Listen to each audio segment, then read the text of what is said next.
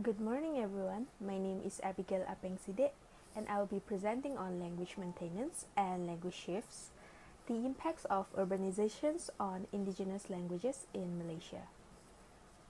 For these presentations, I was required to select an issue related to language maintenance and language shifts and explain how it affects language use in society. So the issue I will be discussing is urbanizations and its effects on language use in today's society. First, according to Fasol in 1987, as cited by Paula Maraketi and Rigid in 2023, language shift occurs when a community abandons a language in favor of another. On the other hand, language maintenance refers to the continued use of traditional languages within a community. According to Fishman in 1964, as cited by Paula Maraketi and Rigid in 2023, when two languages come into contact, the dominant one might either take over or completely exist side by side, which is known as diglossia. It is important to understand that language is not just a tool for communications. It also carries cultural knowledge, traditions, and identity. In this presentation, I will be focusing on indigenous languages in Sarawak, Malaysia.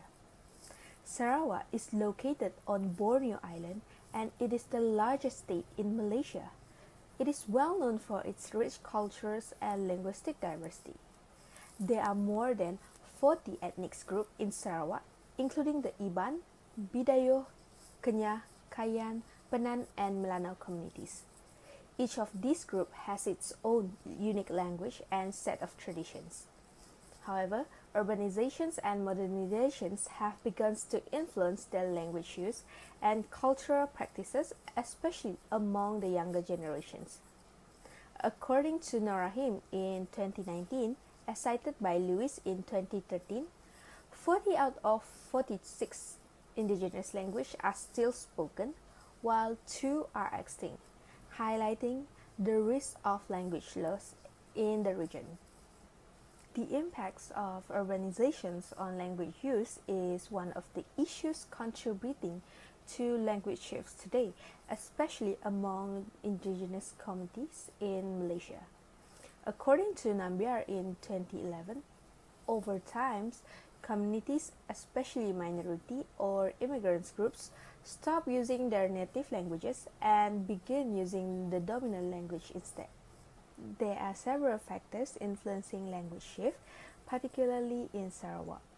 Based on the study, Language Use and Sustainability Status of Indigenous Languages in Sarawak, Malaysia, by Ting and Ling in 2012, the 6 domains that influence the language use of indigenous adolescents in Sarawak are mass media, education, transaction, friendship, religion, and family. According to the table study, the top 3 domains are mass media, education, and transaction, where English or Malay are more widely used than the ethnic languages. So the circle parts represent indigenous groups mentioned in the study. These tables highlights how urbanizations has impacted language use in the region, illustrating the shifts towards dominant languages, especially among younger generations. Based on their findings, Iban is the only language that has a standard orthography and is taught in schools.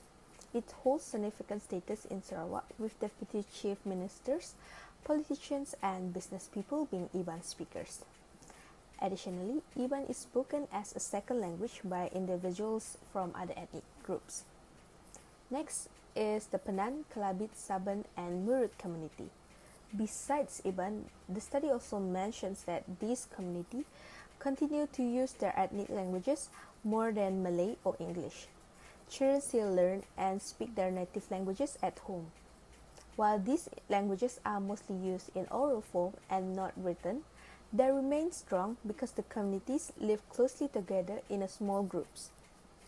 Moving on to Melanau, there is a high use of Malay with less frequent use of their ethnic language. However, the ethnic language is still spoken by the youth. though it is mostly limited to specific contexts. Religions and intermarriage have also had an influence on language use in this community, as many in this community are married to Muslims. As a result, the Melanau identity is shifting towards Malay. Unfortunately, there is no strong support for literacy or media in the Melanau language, which further contributes to this shift. Last but not least, the Bidayuh, Kenyah, and Kayan communities. There is a balanced use of both their ethnic languages and Malay. While the ethnic language is still passed down to children, there are signs of a language shift. Urban youth prefer to use Malay, resulting in less intergenerational transmissions of the ethnic language.